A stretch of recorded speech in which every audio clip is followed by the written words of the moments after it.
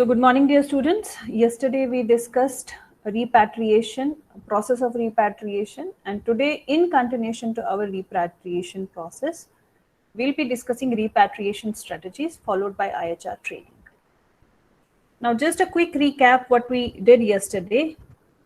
We just discussed planning for repatriation, then policy, then repatriation agreement we discussed, and we discussed that what all should be included when you are framing down repatriate agreement. Now we have repatriation strategies. Now that how or repatriation programs, that how we should actually go for repatriation. Now there are two methods. There could be two strategies which company might adopt for repatriation programs. One is appointment of repatriation manager, right? One could be appointment of repatriation manager, and second could be use of counselor. Now, what is a repatriation manager? Basically, it is a step which is creating effective repatriation process, and the appointed manager, he is responsible for tracking individual repatriates, who is providing specialized support and re-entry programs. So that means for every individual who is going to be going back home, manager would be appointed who will take care of each and everything of the employee who is supposed to repatriate, and he will assess the adequacy of policy and their implementation. So the appointment of a specific contact person, it ensures that someone is accountable for the success of repatriation program. Otherwise, it would be, no one would be taking directly responsibility of the repatriation program. So that is why one strategy is that you have a repatriation manager and he is accountable for success of the repatriation program. And because there could be number of issues which employee might face when he's returning back home, right? So the key issues, it could be the provision of comparable or better position in the company once he returns back, assistance for the employee and family in re-assimilating into home culture, that means the reverse culture shock which we were discussing yesterday. Repatriation manager will take care of that. And companies must ensure that an overseas assignment, it benefits an individual's career, and that this commitment is visible to the work community. That means the commitment which is being showed by the repatriation manager, it must be recognized by the employee who is going to repatriate. So repatriate, and it becomes responsibility of repatriation manager to ensure that repatriate should receive challenging assignment and utilize their skills which they have acquired in the new host country, and their international experience should be used to guide expansion of the home country's operation. Otherwise, what will happen? Once repatriate is going back to the home and his skills and experience, if they are not utilized, he will feel demotivated and depressed. So additionally, employers, they need to ensure that the expatriate career paths, they are comparatively favorable to those employees that did not go overseas. That means employee whom you are sending for international assignment and who has not been sent for an international assignment, there should be a visible difference in their career growth. That means a person who has gone for international assignment, come back with more exposure, more skills, his career has to be at a more higher level as compared to the candidate who has not been sent to the overseas. So a regular scan of career opportunities and movement should be escalated into an intense program of preparation. Generally, what companies do, they keep a margin of 6 months before actually expatriate return. So during these 6 months, it is during these 6 months wherein an expatriate is subjected to the repatriation program. So it should be managed on the employee's behalf. Now, because you have chosen a manager, repatriation manager, so he is taking care of each and everything on behalf of employee. And it is also important to make an organized and concerted effort to repose the expatriate in a position that will utilize his skills and perspectives. Then use of structured career development program. As I said, that he should be able to see the visible difference in his career as compared to the others. So this would enable employees to look ahead to the experience and give them a chance to gain cross-cultural and the language skills which they have learned. And then also this repatriation manager, he will help and prepare their family for relocation before it actually happens. So that means it is a part of your training program, repatriation training program, where he is taking care of that. So this approach can reinforce the importance of international experience as a building block, and it will reduce the shock of of such assignments when it occurs. That means next time if you are sending a person on international assignment, he knows that company has got a well designed, well crafted repatriation program. So he is assured that the way he has been given expatriate training, similarly repatriation training also would be there. And because we have a repatriation manager, and he is going to assure me the comfortable return to my home country. Then next, as I said, is the use of mentors. First is that you are having actually a repatriation manager. Second is use of mentors. So these mentors serve as an advisor and confidant, and they help to foster a connection between expatriate and the home country operation. So now you do not have a a repatriation manager, but you have a counselor, you have a mentor. So he would support each expatriate in the field and assist in his or successful return. Now, what is the difference between repatriation manager and use of mentors? Mentor is one-to-one, right? For example, now in our college we have mentors. So we are dealing students as one-to-one. And in case of repatriation manager is taking care of all the repatriations. So using mentors is more specific, and you can say it reassures more comfortable landing of a expatriate into his home country. Right, so they should be assigned before departure in order to allow sufficient time to establish a rapport between the two parties.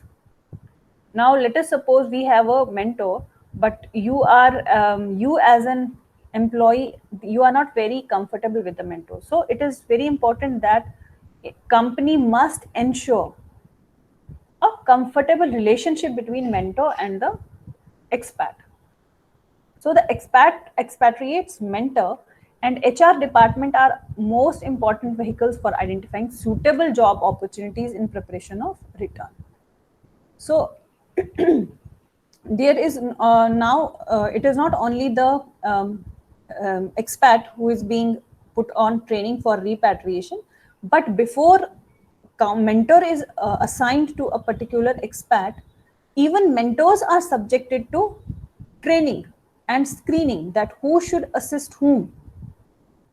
It is very important because the characteristics associated with successful mentors, they include personal international experience. They should have sufficiently influence to advocate for the expatriate, and he should show the dedication which is required to keep in contact with the expatriate.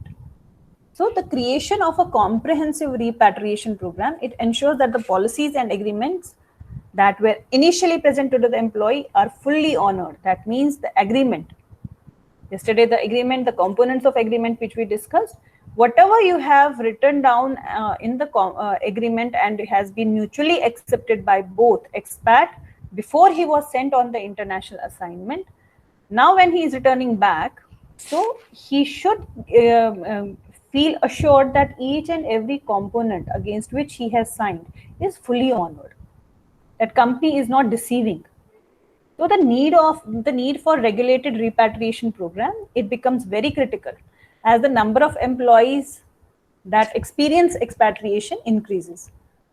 And repatriates, they have a right to be appropriately treated on their return. And it should be, it has to be support through initial process. Like before sending employee back home, it has to be the very initial process which is initiated by the mentor to maintain the relation, to again nourish the relationship between expat and the home country, right? So these are the two strategies which are being adopted by the companies for as a in repatriation program for strategies. Now we have evaluation of repatriation strategies. As we said that evaluation, all HR functions, they should be evaluated on regular basis, and it is very important. It is important on the same grounds when we talk about repatriation strategies. As you can see, the evaluation process, it should focus on four aspects. First, the impact of the program on repatriation retention, and second, job commitment. Then we have the participants' assessment of the effectiveness of different strategies. That means process evaluation. First, you are going to evaluate outcome, right? First is your outcome assessment, that what are the outcomes of the repatriation strategy. So you are going to evaluate that.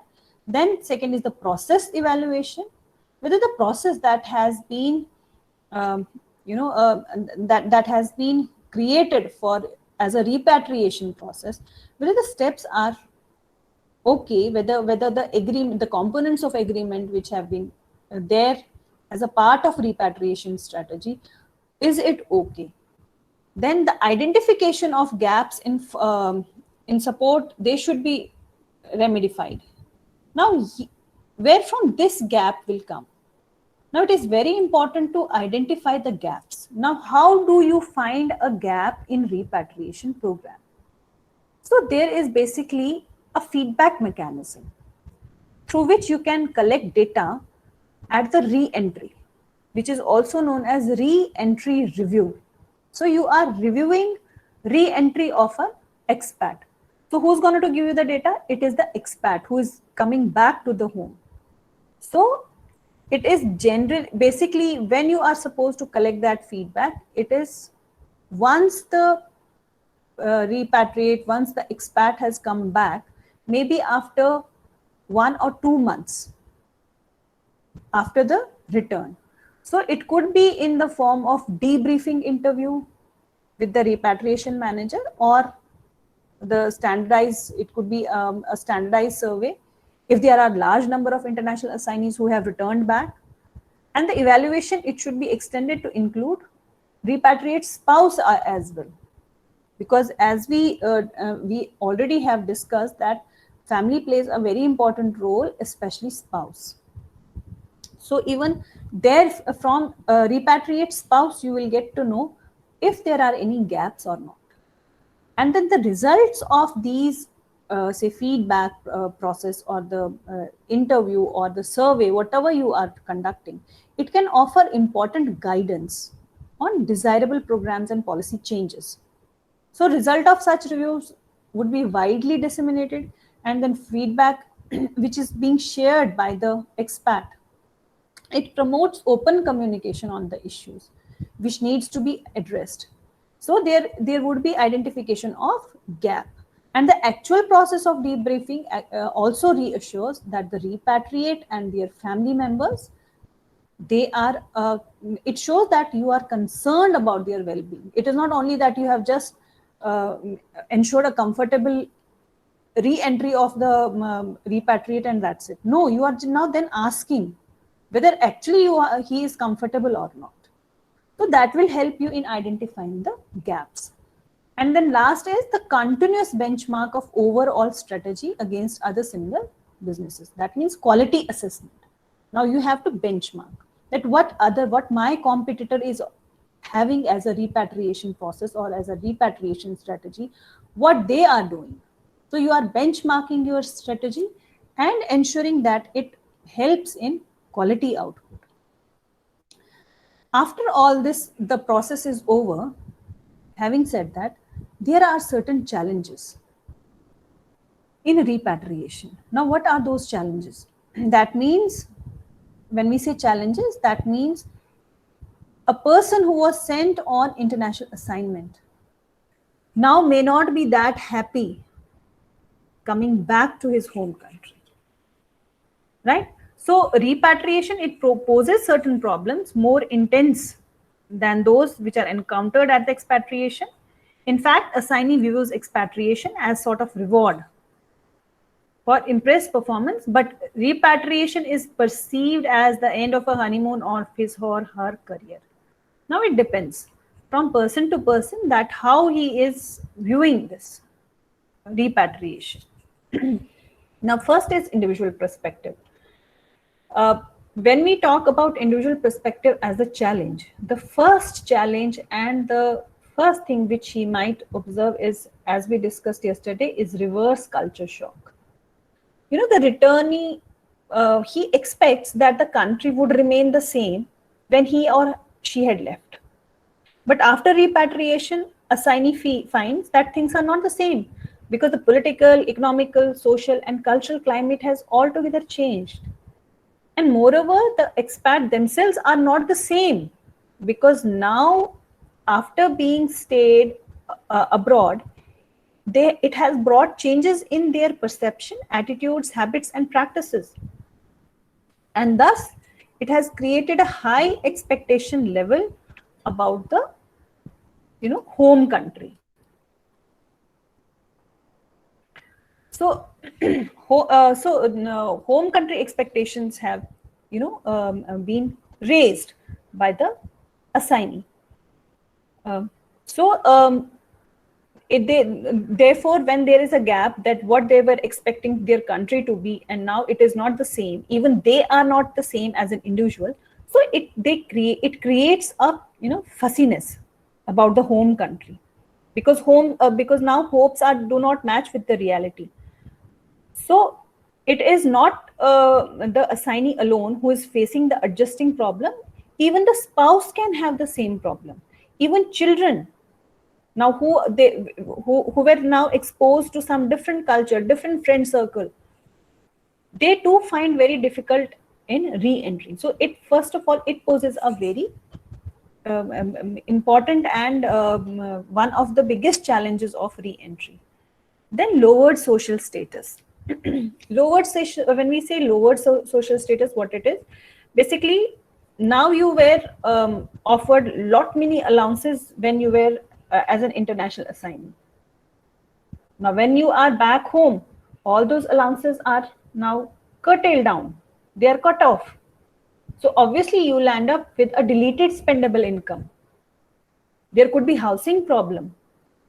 Again, problem of children's, finding out a school, maybe club memberships.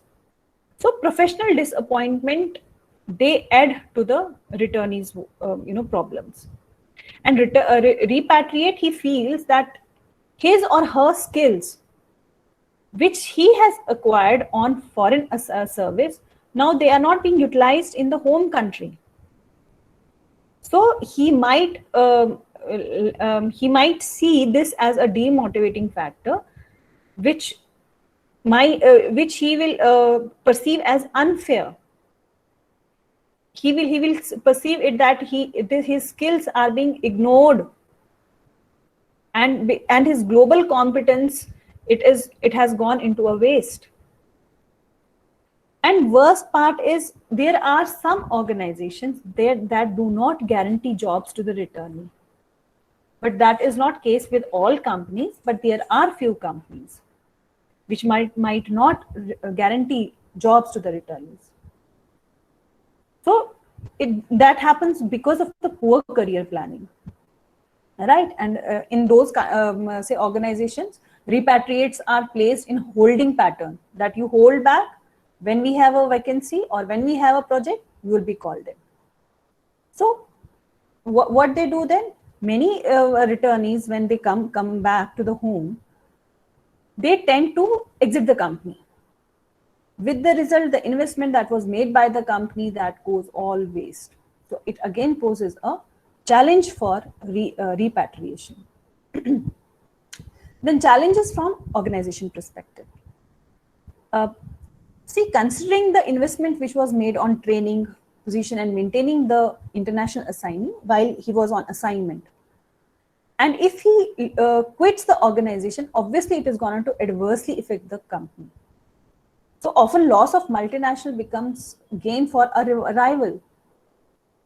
Now my company has sent me on an international assignment, and after returning I have quit my job from the company and joined a competitor. So competitor is getting ready-made package who is exposed to the international exposure. So when experienced assignee quits and joins a rival organization, they tend to gain competitive advantage, right? Which is not right for the organization. Then last is logistics and fund management. Obviously, logistics while returning, belongings, while transporting, furnishings or packages which they have carried from the home property, maybe purchasing or renting accommodation for return, finding spouse employment, it might become challenging. So planning expat repatriation well in advance and tackling it at one stage at a time, it makes it more manageable and less stressful. That is why organizations should have a concrete repatriation program and repatriation strategies for a return, right? So this was all about repatriation. Now we have training. Now, as we know that training, it is a planned effort by a company to facilitate learning of job-related competencies, knowledge, skills, and behaviors by the employees.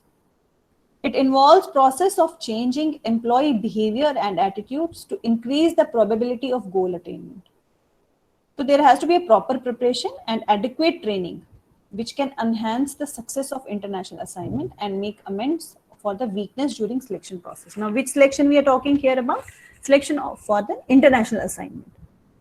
So training and development, it is one of the important ingredient for international assignments. Because if you are not taking care of training, if you are not exposing international assignee for a training, because we have different areas of training while sending employee for international assignment. So if it is not proper in the organization, a company will land up a person whom you have sent for an international assignment, the performance will be not up to the mark. Performance in terms of company output, which company is expecting, in terms of behavior, in terms of adjustment, in terms of everything. So that is why we have the objectives. There are certain objectives of expat training. First is enhance skills and capabilities of assignee in handling new job functions. Obviously, you want to enhance skills and capability. Then adaptability of expatriates to the new culture and foreign environment. That means on the basis of culture you want to train. Our objective is to train. To equip the trainees with knowledge, skills, and attitudes which enable them achieve the adjustments and effectiveness both personally and professionally. See, first important objective is just to enhance skills and capabilities which are required in the host country. Second is to the culture. Third is both at more broader level, whether it is knowledge, skills, attitudes which you should depict while entering a host country. So all these becomes objectives of your expat training. Now, when we say skills, there are certain skills which are necessary for expatriate to be successful in cross-cultural setting, right? We have three dimensions: self dimension, relationship dimension and the perception dimension. That means these skills should be there in the employee or the person whom you are sending to the international assignment, right? When we talk about self dimension, what it refers to? It refers to expatriate skills which will enable him or her to be self effective in stress management, mental health, psychological well being. Now, for example, now if there is a person who you are sending for international assignment, now he is weak from inside. He himself is looking upon he is looking himself as a very weak person who will not be able to adjust. For example, if you are dealing with cultural stress over there, now if you will think about this problem that I will not be able to cope up with the, say, cultural stress, then come what may, how much training you are exposed to, you are not going to overcome it. But if you think that yes, I can overcome it, your self dimension, your self analysis about what you think about yourself in managing, that is going to help you out, right? Because there are studies that say that people with high self-efficacy level, they tend to be more persistent in learning and adopting new behaviors. And individuals, they adjust more quickly and are more successful in foreign environment if you are having a positive self dimension about yourself, right? Then second is relationship dimension. What relationship dimension is? That how you see how you see the relationships. It entails a variety of skills which will enable an expatriate to be able to interact with ease with host nationals. As I said that you may, for example, you are a very good employee, we have seen everything, but somehow you may not be the initiator when it comes to be initiating a relationship. You are always looking forward that the start has to be, initiative has to be taken from the other side. Then in this case, it will be a problem for international assignee to get adjusted. So relationship skills, if they decrease, the uncertainty related to the unfamiliar environment, it will increase. If you are thinking positive related to the relationships, if you are going to have an adjusting, accommodating nature related to the relationships, may it be interpersonal relationship, may it be the team relationship, or it may be customer relationship, whatsoever. If you are strong on that dimension, it is quite possible that you are going to be a successful international assignee. Then perception dimension. Then perception is your cognitive ability, right? Cognitive ability, what cognition is, that what you think, how you want to take. Now there could be two different scenarios. There could be same scenario, but two different people. They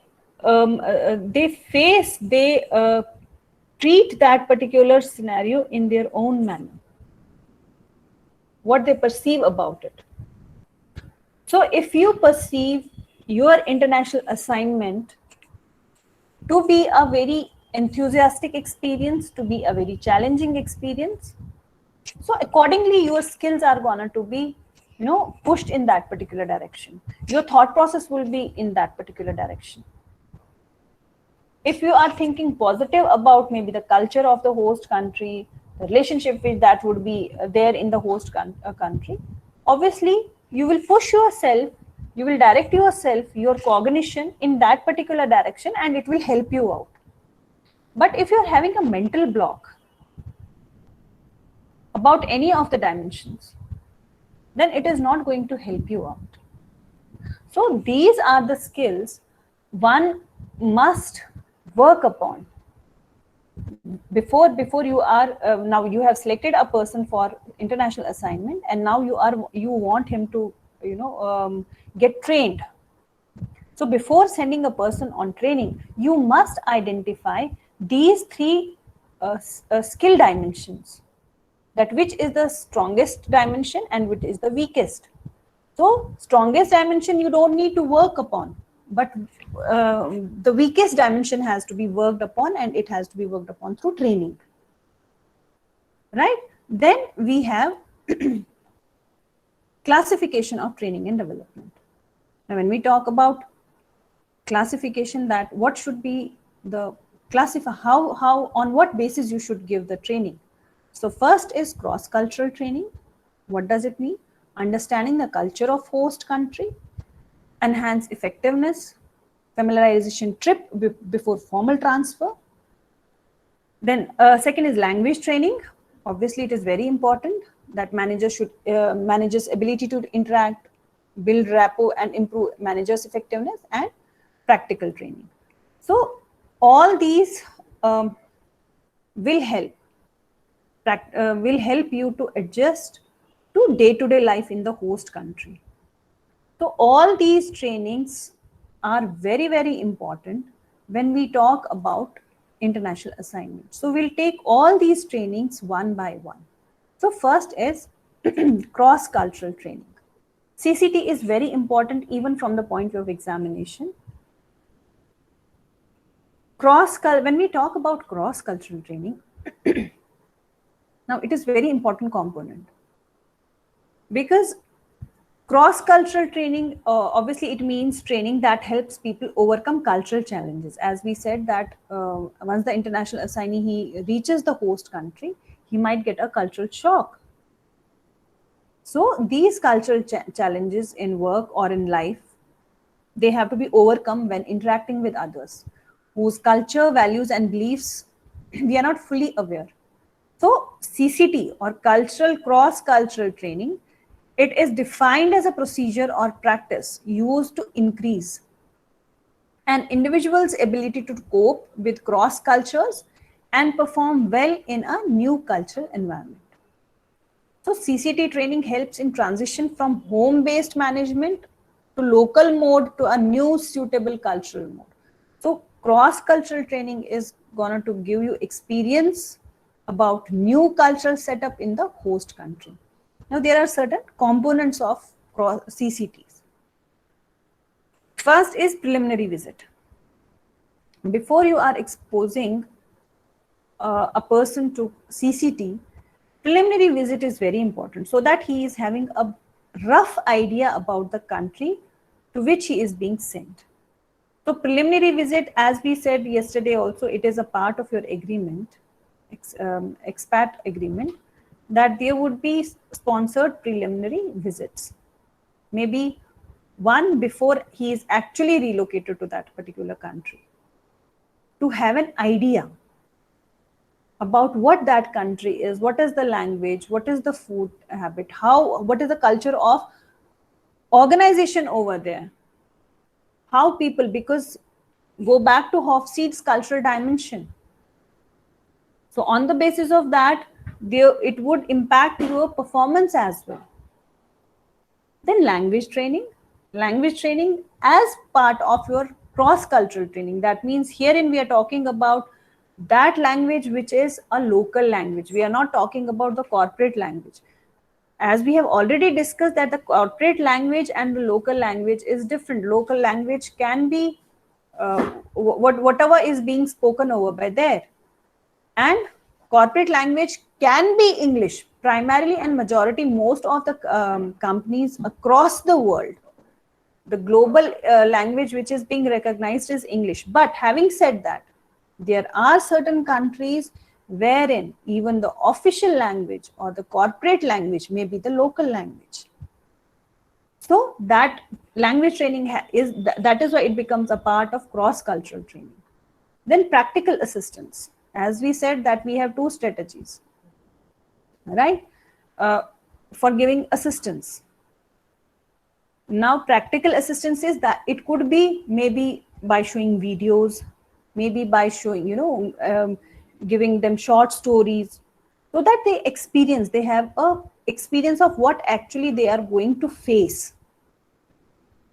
right? Even food habits, even how to handle cutleries while eating,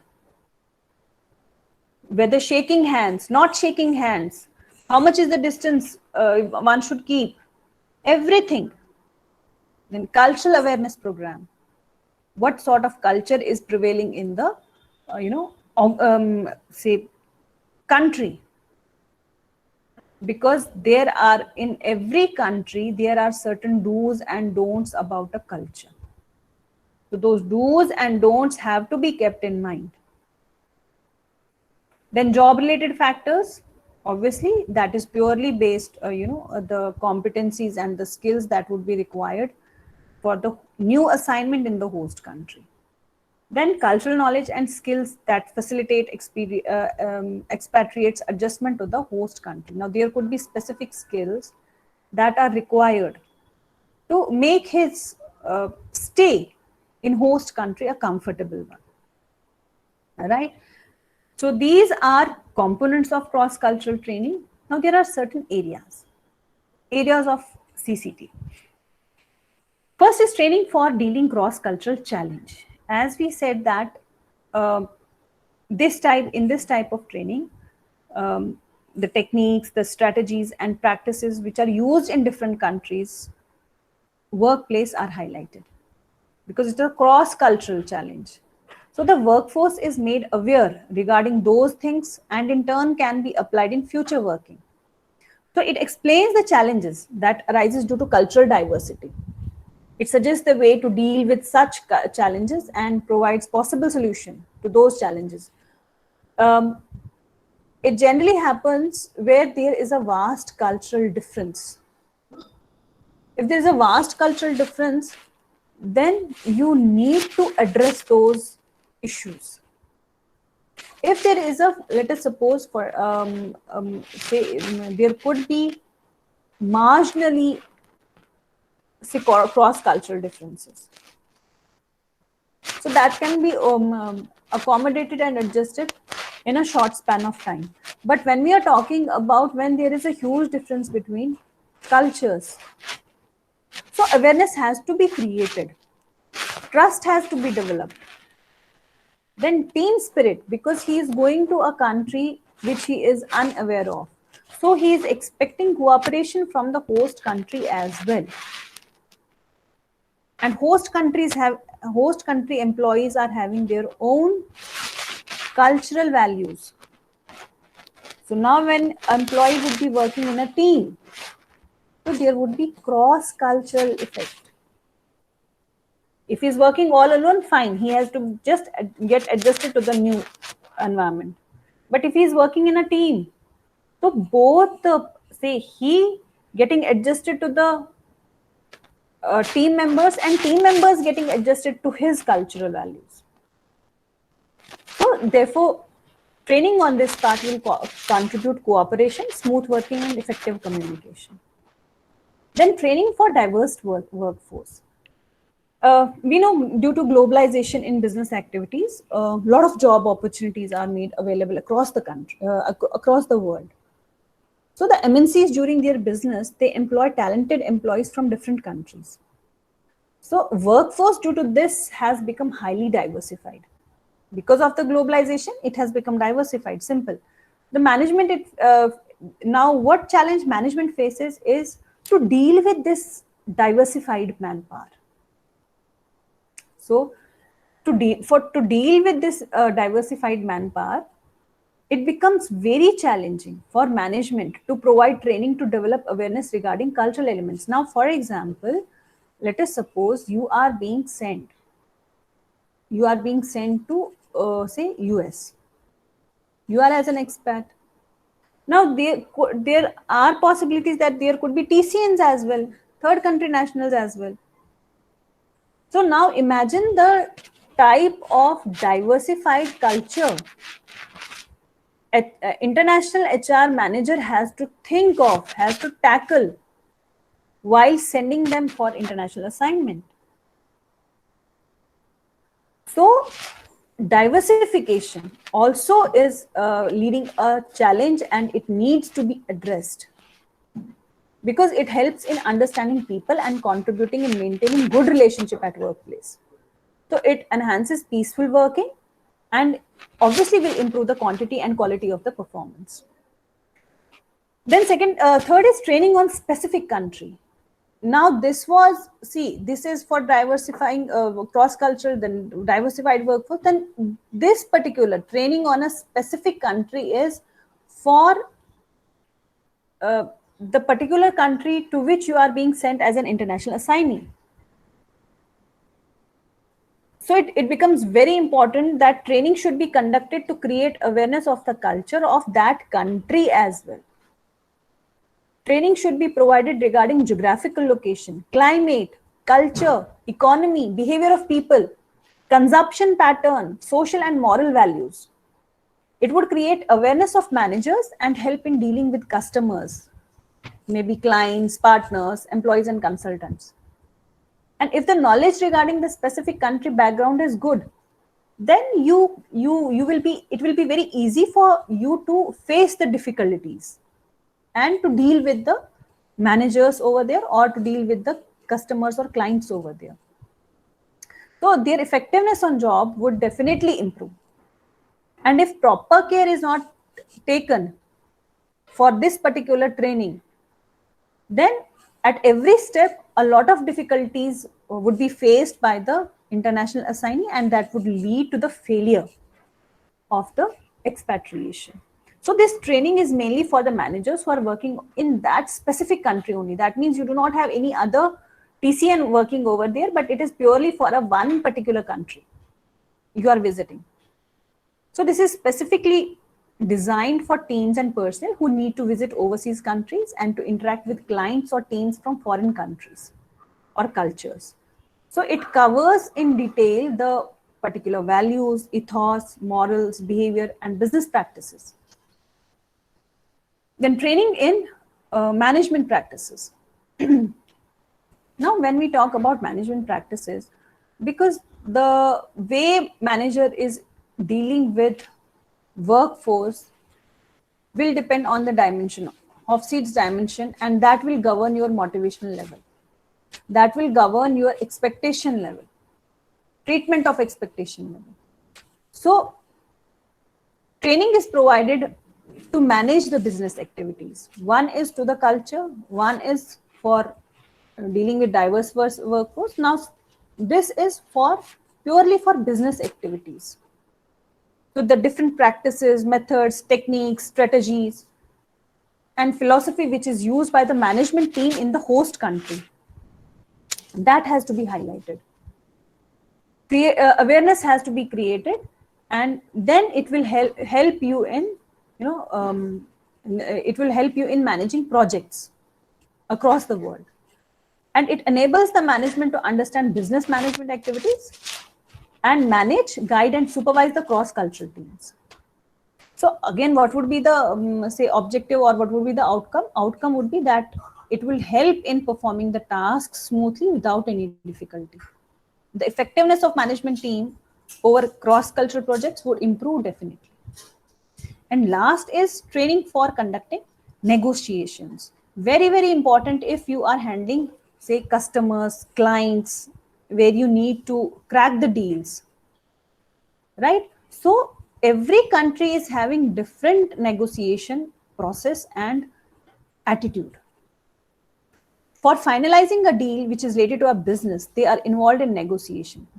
It could be maybe you have been sent to decide partners for mergers and acquisition, maybe for joint ventures, dealers, vendors. So you need to negotiate with them.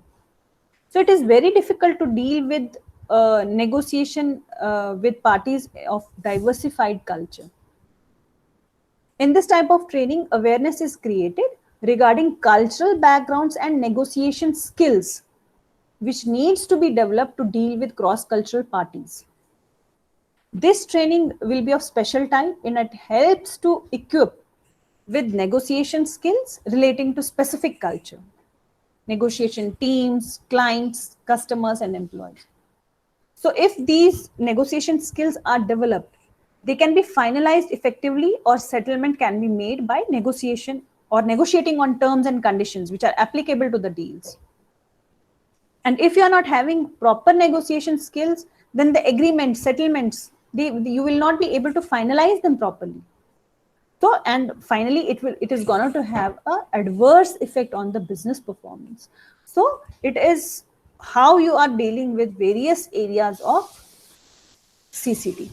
So, this was all about repatriation strategies and training, and a part of your this cross-cultural training, that is CCT. Thank you.